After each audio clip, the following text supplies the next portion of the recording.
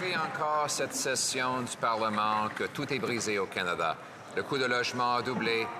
2 millions de Canadiens doivent aller aux banques alimentaires. 25 des Canadiens, un record, sont en pauvreté après 9 ans de ce premier ministre avec l'aide du Bloc. Est-ce que le premier ministre va forcer les Canadiens de souffrir un autre an et demi de cet enfer coûteux?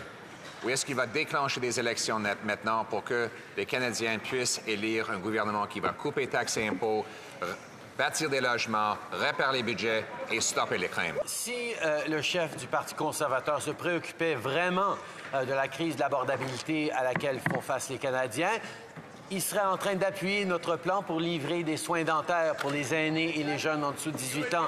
Il serait en train de nous aider à passer à 400 000 enfants par année, plus d'aide pour la nourriture scolaire. Il serait en train d'appuyer nos mesures pour créer des espaces en garderie. Il serait en train d'appuyer nos mesures ambitieuses pour créer de la densification et plus de logements. Mais non, Monsieur le Président, il préfère jouer à de la politique que de livrer pour les Canadiens. Monsieur le Président, on a déjà l'expérience de 9 ans de ces politiques qui ont causé la misère dont j'ai parlé tout à l'heure. Maintenant, il veut un décret imposé sur le Québec pour fermer le secteur forestier.